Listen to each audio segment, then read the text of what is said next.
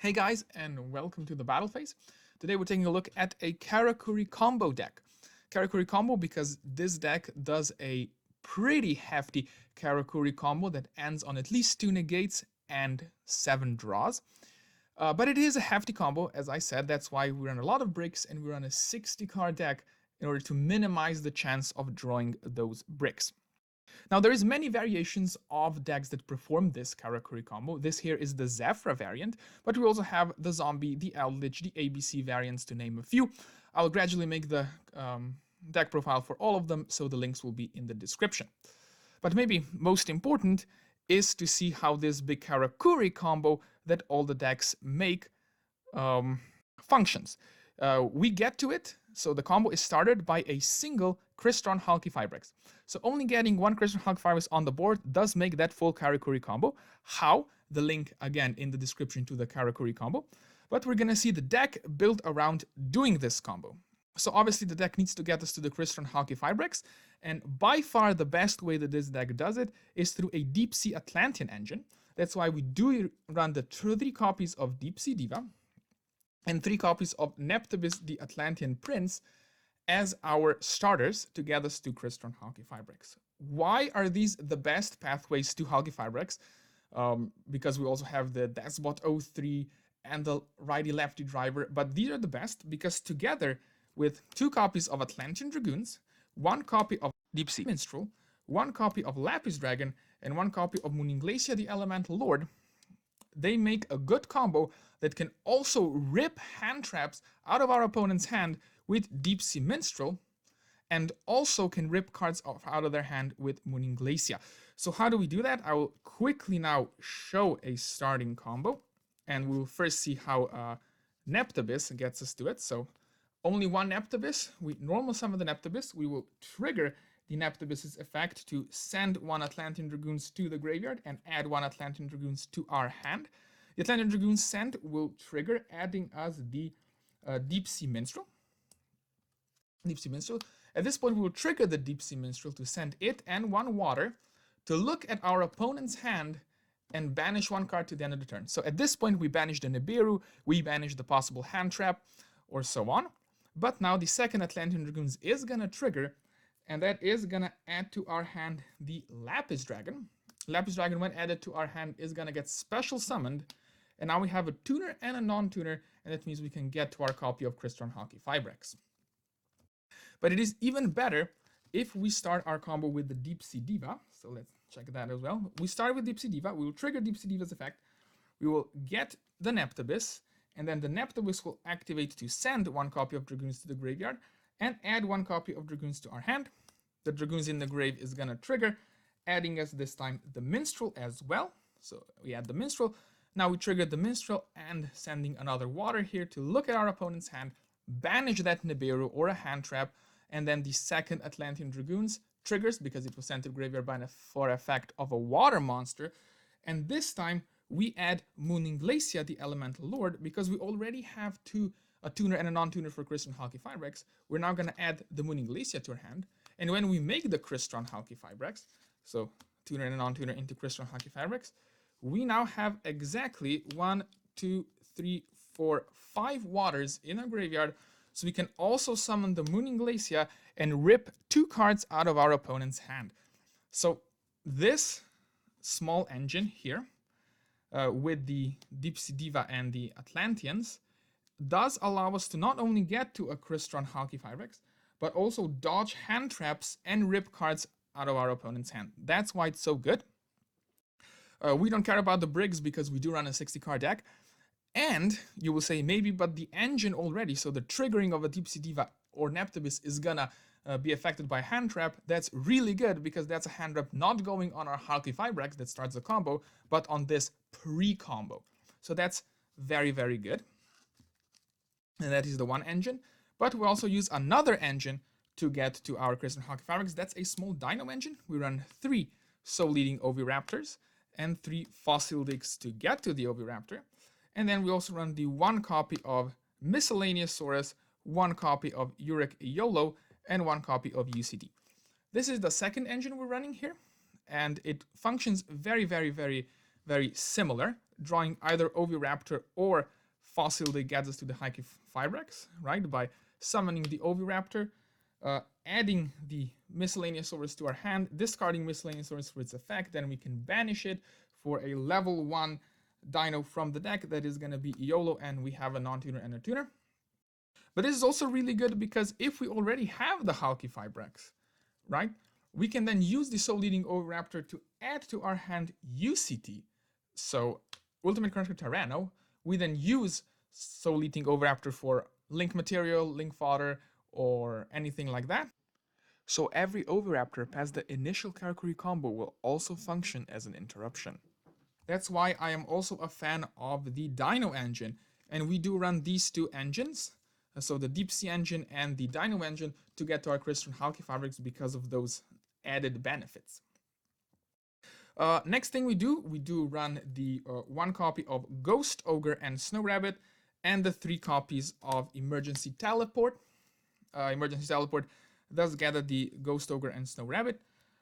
We do this because it is a tuner special summon from the deck. It can extend our plays, but also if we, for instance, put down that Soul-Eating Oviraptor, or for instance, we put down that Neptubis, the Atlantean Prince, and they get hand-trapped, we can then just easily use the Emergency Teleport, special summon a tuner from the deck, and that makes the Crystron Halqifibrax. We dodge the hand trap, and we can then make the full combo. So that's why we use this package. And it's also really good because Ghost Ogre is not a brick when you draw it. Like, for instance, if we would run Quick Launch and Rocket Tracer would be a brick. Here, Ghost Ogre and Snow Rabbit is also a hand trap. If going second, it is useful, definitely. Now we're coming to the part where we take a look at the engine requirements for the big combo. So finally, the Karakuris that are used in the combo.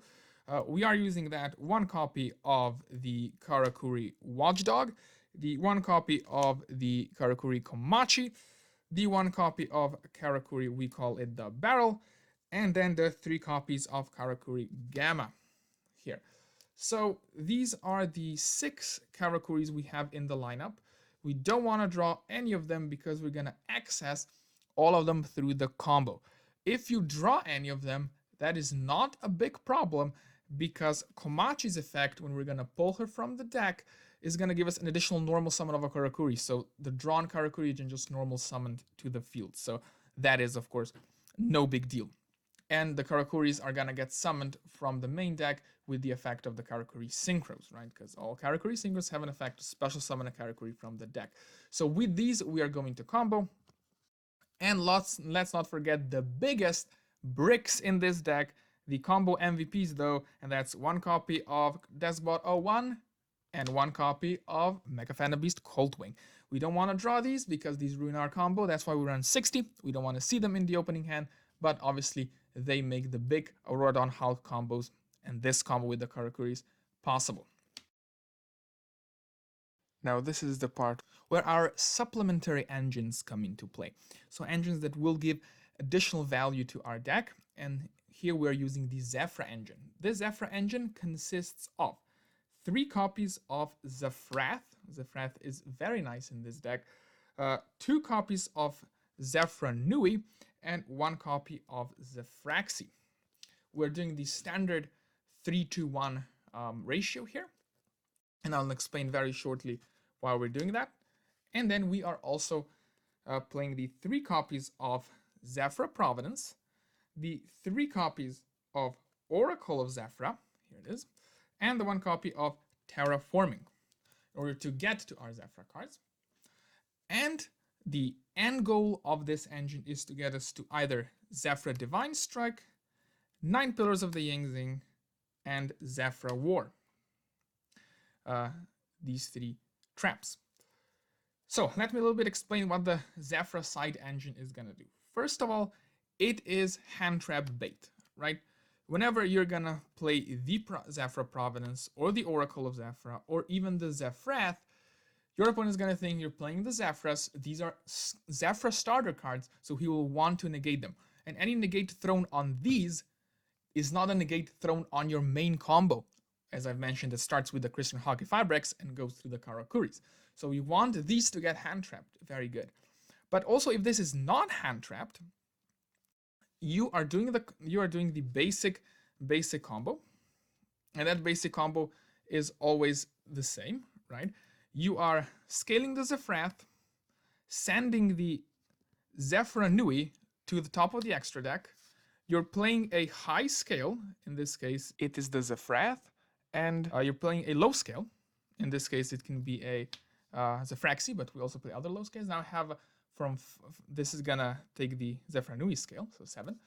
We have from 7 to 1. We can pen summon the Zefra Nui back and trigger Zefra Nui's effect to add one of the counter traps to our hand, which are strong interruptions on our opponent's turn, right?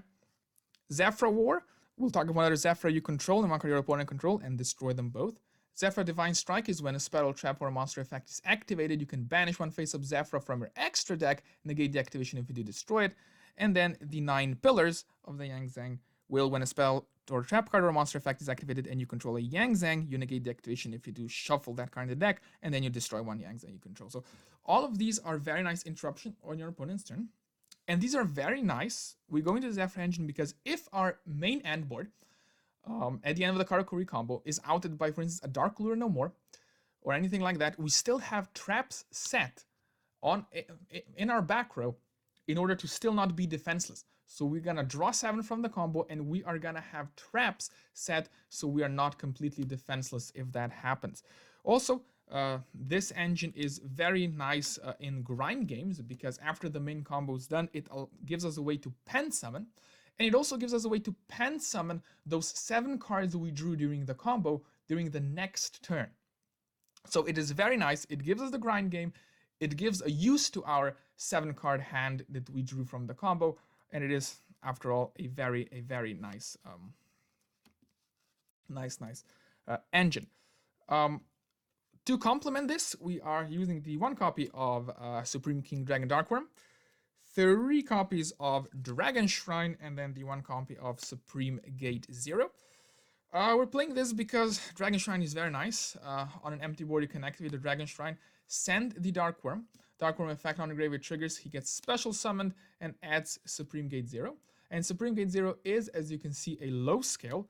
So together with Zefrath on the other scale, which we have 9 ways to get to, Providence, Oracle, and the Zefrath itself, gives us a combination of a 7 and a 0, and that means we can, with no problem, get that access to Zefra Nui here that we send to the extra deck with Zefrath's effect.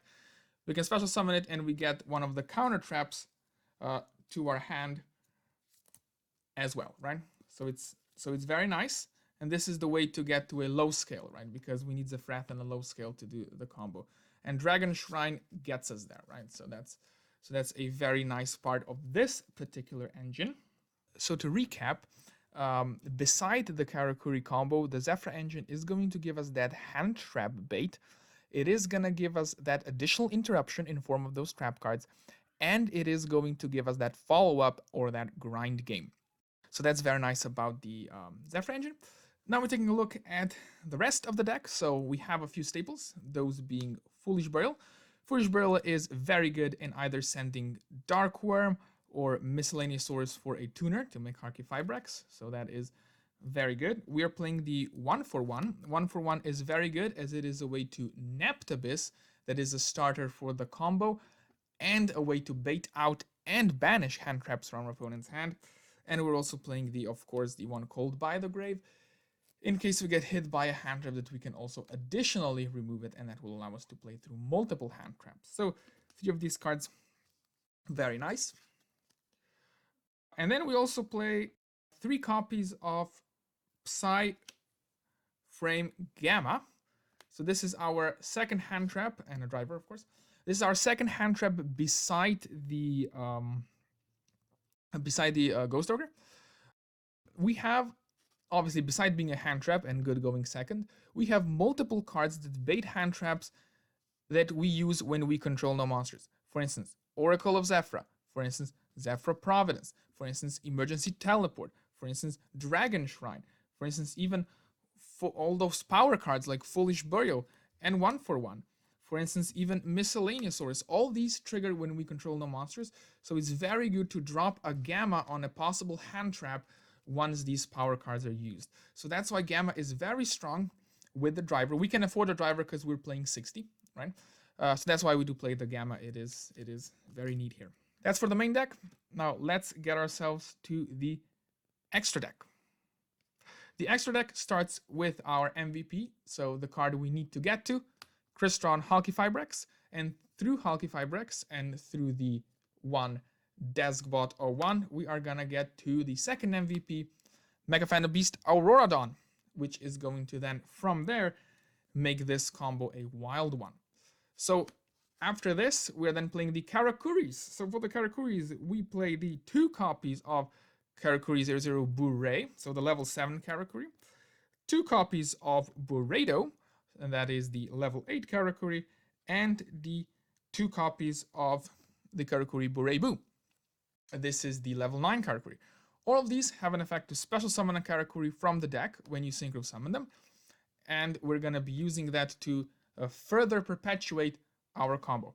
Because this is a draw 7 combo, we are going to be going through these synchros, and we're going to be getting the Karakuris from the deck to then synchro into the other Karakuri synchros. And every time we synchro summon, we're going to draw a card because of that TG Hyper Librarian. Every time you synchro summon, you draw a card. So you can see where this combo is going. It is synchroing to Karakuris and drawing cards with the TG Hyper Librarian. Let's not forget about the end board we want to go to. So in the end board, we are going to finish on the 1 copy of Borreload Savage Dragon. So that's going to be our Omni Negate, equipped with the Crystron Halqifibrax, of course. So equipped with the Crystron Halqifibrax. And then we have a chance to finish either on 2 copies of Burebu. So we can either finish on 2 Burebus, or we can overlay them for Sacred Tree Beast Hyperaton for an additional negate. These are a banish during our opponent's turn, and this is a negate, so you can choose between 1 or 2. This was previously Calamities. Sadly, it got banned.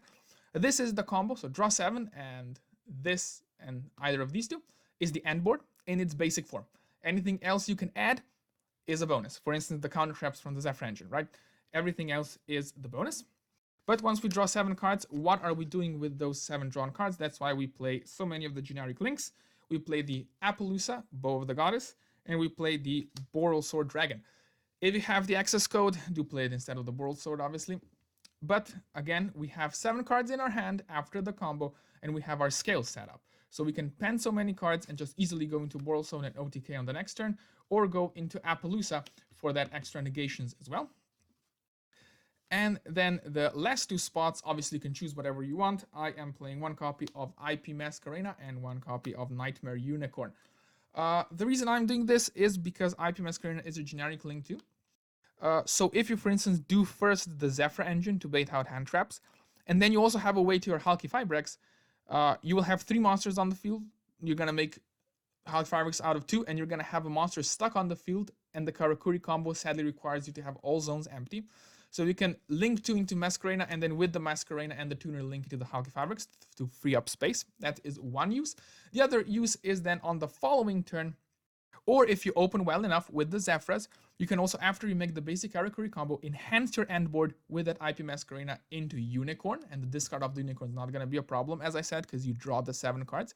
Or then the next turn, you can make the IP Masquerena into Unicorn then as a very nice interruption on our opponent's turn. So this is it for this the Zefra variant of this deck. As always, the combo is very nice, and you should know it if you tend to play this deck. The link is going to be in the description below. And also in the description below are going to be links to other variants of this deck. Maybe the Zefra variant is not what suits your boat. You would rather play a different variant. Well, go ahead and take a look at the other variants in the description below as well. Thank you very much for watching, guys. Hope you enjoyed it. Like and subscribe, and I'll see you next time.